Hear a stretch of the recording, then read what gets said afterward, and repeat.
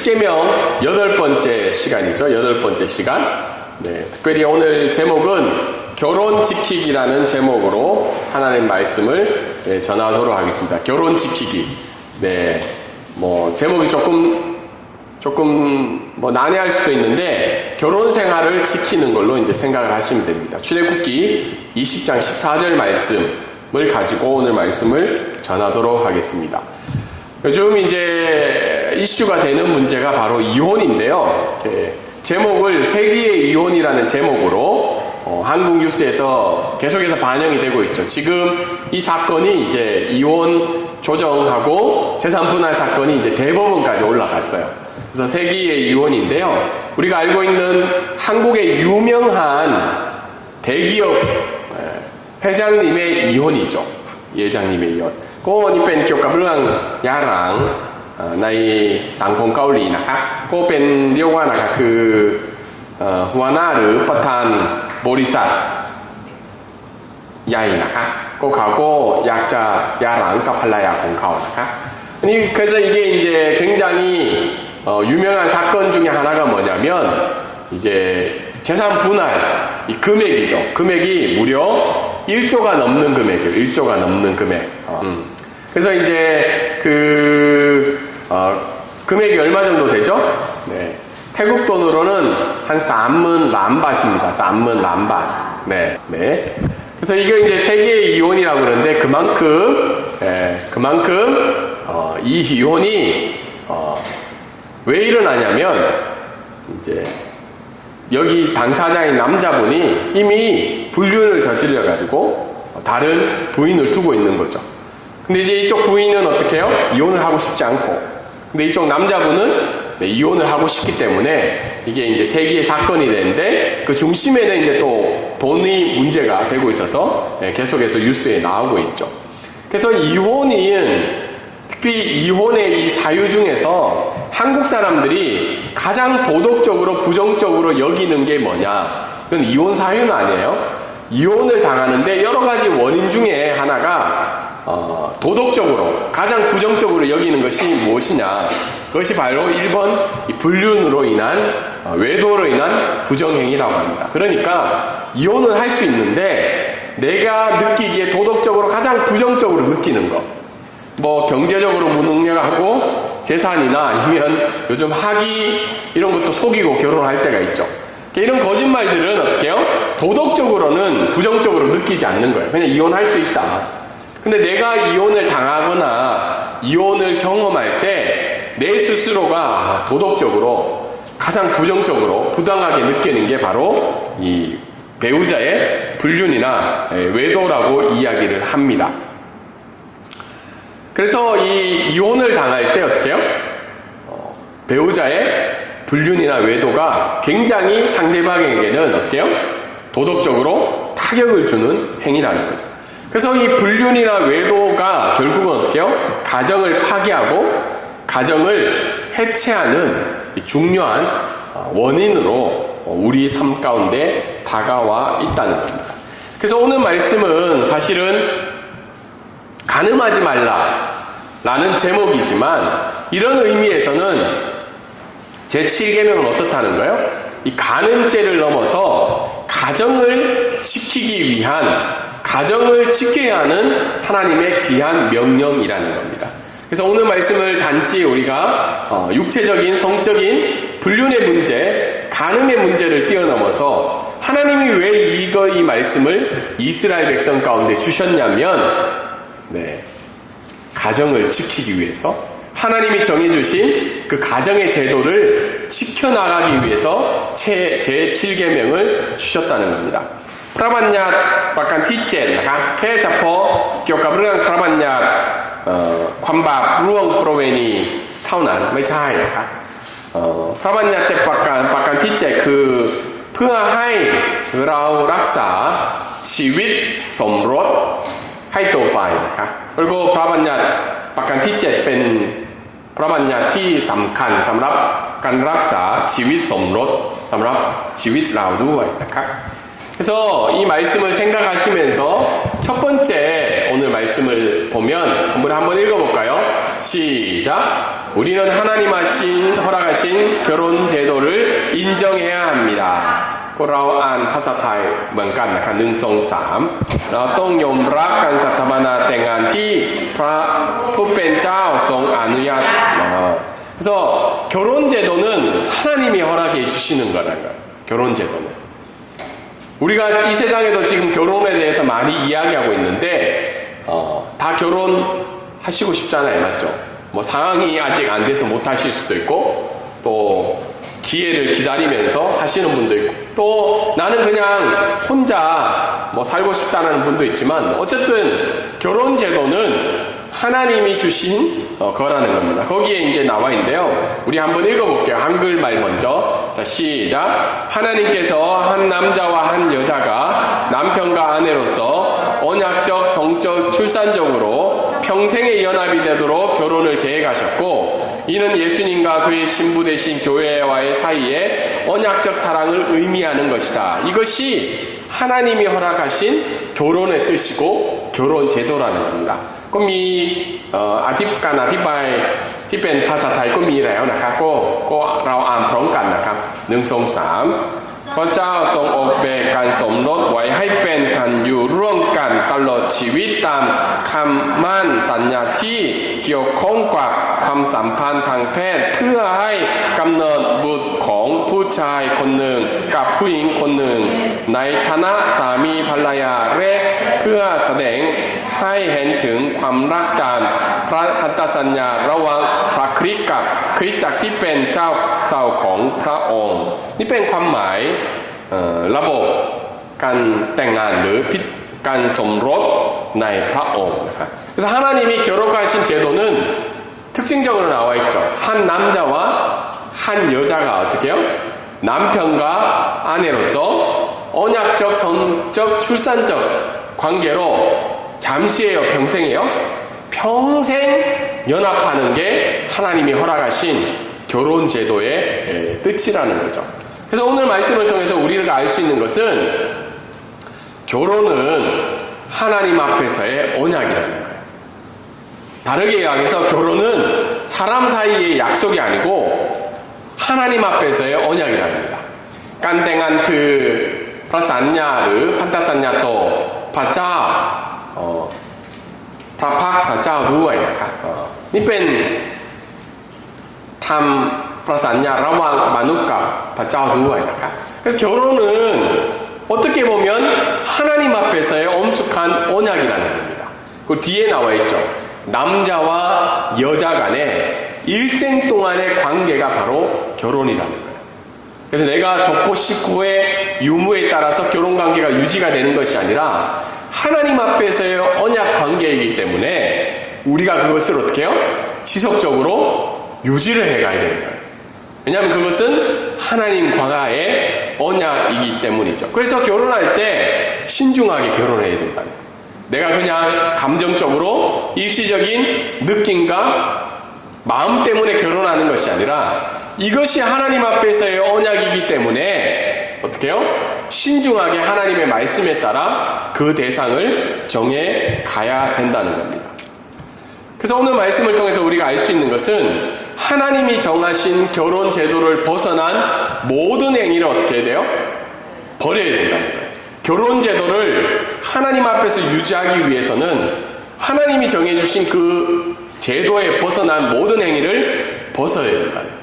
버려야 된다는 거죠. 한번 읽어볼까요? 한글로 된 거. 한번 시작. 하나님께서 동성, 일부 다처 또는 비독점적 다자연의 관계를 허락하셨다는 것을 부인한다. 또는 우리 교회는 하나님 앞에서의 엄숙한 언약이 아니라 그저 인간과 인간 사이의 단순한 계약에 불과한다는 것을 우리는 부인해야 된다는 거예요. 그러니까 결혼은 어떻게 해요? 동성이나 일부 다체나 비독점적 다자 연애의 관계. 그러니까 부인이 여러 명 있거나 남편이 여러 명 있는 걸 어떻게 우리는 부인해야 된다는 거예요. 거부해야 된다는 거예요. 그리고 인간과 인간 사이의 단순한 계획에 불과하다는 것을 우리는 동일하게 버려야 된다는 거죠.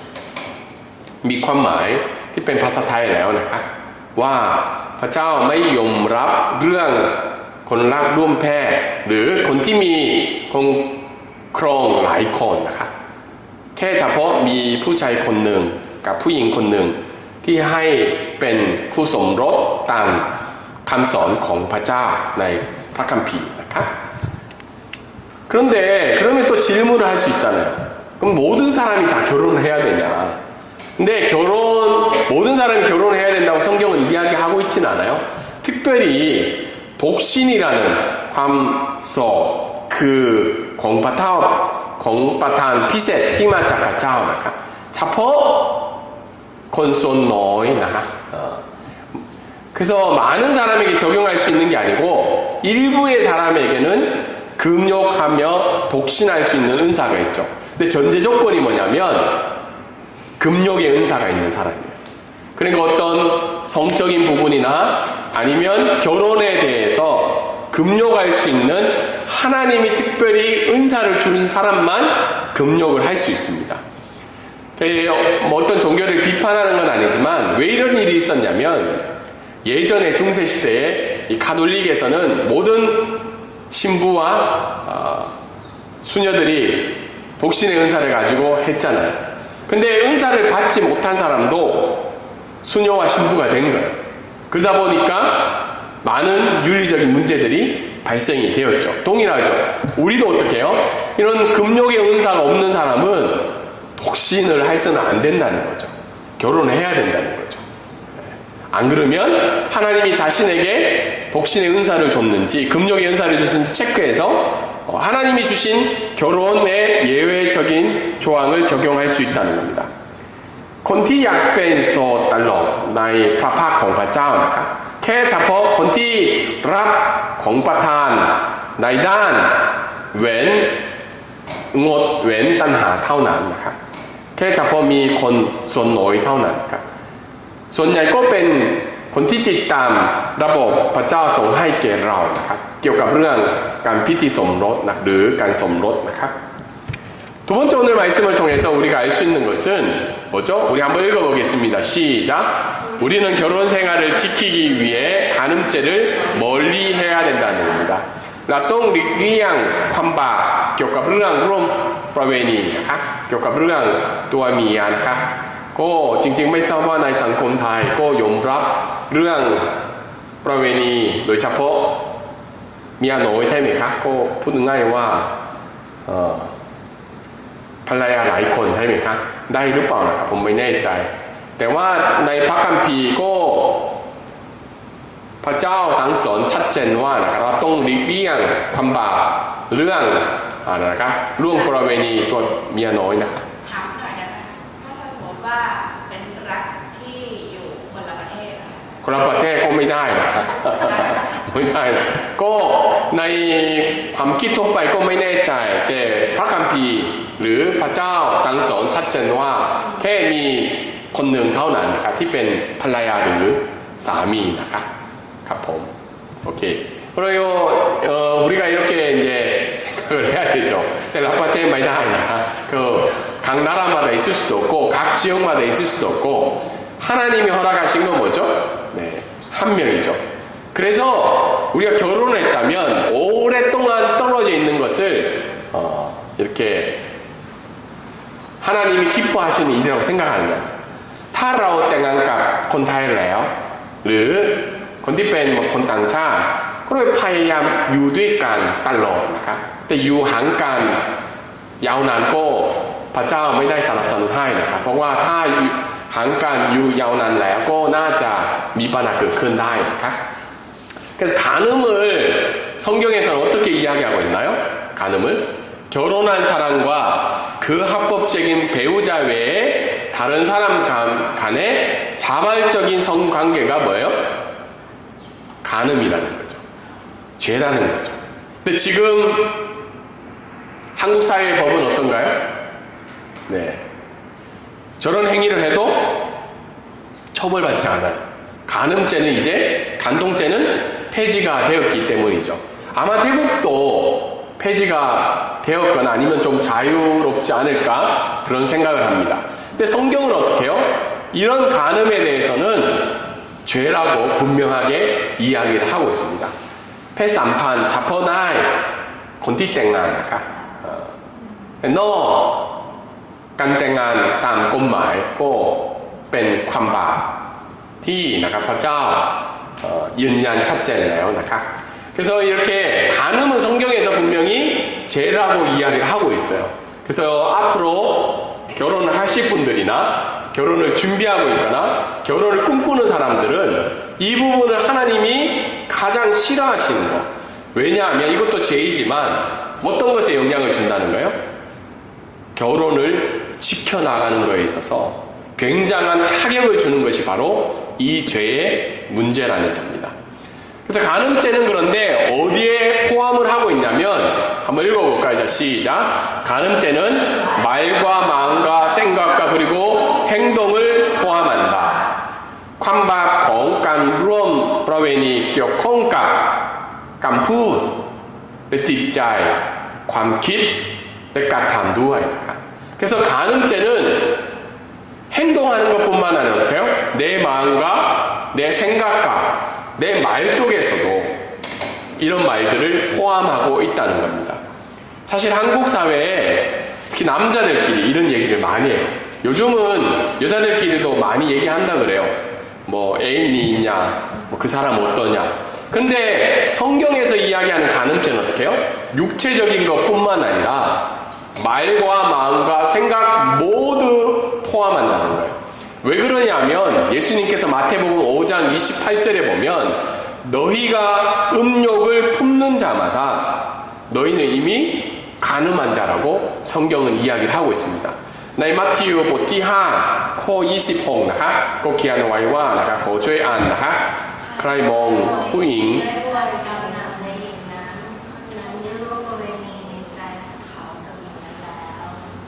그렇죠. 이미 이야기를 하고 있죠. ถ้าเราคิดถึงคนอื่นหรือบางทีเขารักคนอื่นในจิตใจของเขาก็ทำบาปต่อพระเจ้าตามคำสอนของพระเจ้า 그래서 간음죄는 뭐예요? 말과 마음과 생각과 행동을 포함하기 때문에 어때요? 모든 상황을 피해가야 된다는 거예요. 우리가 어떤 영화나 드라마를 볼 때나 아니면 어떤 상황에 있어서도 모든 상황을 피해야 되기 때문에 피하지 않으면 간음죄에 우리가 적용을 받을 수 있다는 겁니다. 그리고 두 번째는 뭐죠? 음욕을 품지 말라는 거예요. 우리의 마음과 생각도 하나님 앞에서 간음죄를 지을 수 있기 때문에 하나님의 기뻐하시는 말과 마음과 생각을 해야 된다는 겁니다. 어떻게? 어디까지?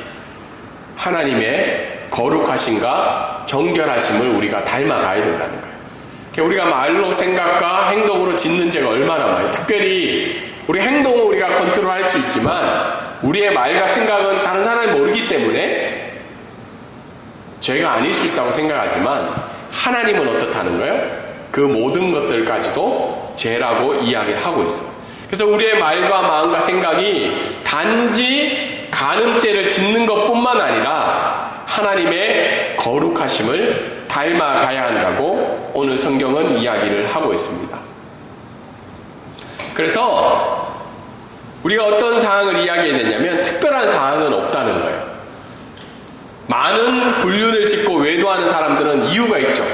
내가 외롭다든지 내 아내와 남편이 나를 어떻게 해요? 잘 못 대해준다든지 아니면 그 불륜을 저지르는 배우가 상대방이 어떻다는 거예요? 도와줘야 된다는 거죠. 그 사람이 너무 어려운 가운데 있다. 그래서 내가 하면 뭐예요? 로맨스, 남이 하면 불륜이라고 이야기하죠. 나는 어떻게 해요? 정당한 이유가 있다는 거예요. 내가 그렇게 할 수밖에 없는. 그런데 성경은 어떻게 해요? 특별한 사항은 없다는 거예요. 그 누구라도 말과 생각과 마음과 행동으로 그 일을 저질렀다면 그것은 하나님 앞에서 뭐라는 거예요? 죄라는 거죠. 간음죄.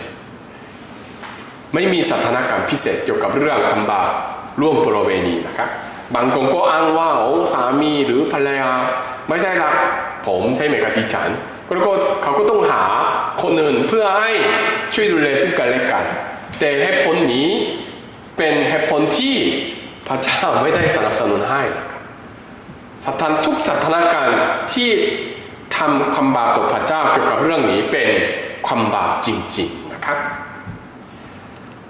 두 번, 세 번째로 우리가 이걸 통해서 알 수 있는 것은 뭐죠? 부당한 이혼도 간음죄라는 거예요. 그 성경에서 이야기하는 이혼을 할 수 있는 몇 가지 이유를 이야기하죠. 어떤 신체적인 폭력이라든지 상대방이 어떻게 해요? 간음을 저지르고 외도를 했을 때라든지 여러 가지 한 세네 가지의 성경적인 사항 말고 내가 싫어서 내가 마음에 들지 않아서 이혼하는 것도 왜냐하면 그 이혼으로 말미암아 다른 성적인 관계를 맺기 때문이죠. 그래서 요즘에 많은 사람들이 이혼을 하는데 그 이유 중에 하나가 뭐예요? 자기의 성적인 욕망을 위해서 만족을 위해서 이혼하는 케이스도 있다는 겁니다. 근데 이런 이유들이 뭐죠? 합법적으로 이혼할 수 있지만 성경에서는 이러한 이유에 의한 이혼은 동일하게 간음죄라고 성경은 이야기하고 있죠. 왜냐하면 이 말씀의 궁극적인 목적은 뭐라는 거예요? 간음이라는 거예요? 아니죠. 이 말씀의 궁극적인 건 하나님이 허락하신 결혼 제도를 계속해서 지키기 위한 말씀이기 때문입니다. 그래서 오늘 말씀을 우리가 생각해 보면 두 가지로 적용할 수 있을 것 같아요. 우리 한번 읽어볼까요? 자, 시작. 결혼은 하나님이 허락하신 제도이며 하나님 앞에서의 언약이라는 사실을 기억해야 된다는 거예요. 그래서 여러분들이 결혼을 했거나 아니면 결혼을 하고 싶거나 결혼을 준비하는 사람들은 결혼은 하나님이 허락하신 제도인데 그 제도에 맞게 하나님 앞에서의 언약을 지켜나가야 된다는 거예요. 결혼은 누가 결혼한다는 거예요? 한 명의 남자와 한 명의 여자가 결혼한다는 거예요. 그리고 그 결혼은 하나님 앞에서의 언약이라는 거예요. 그것을 기억해야 된다는 거예요. 두 번째는 뭐죠? 결혼을 지키기 위해서는 간음죄를 적극적으로 피하며 우리의 말과 생각과 행동은 하나님의 거룩하심과 정결함을 따라가야 된다는 겁니다.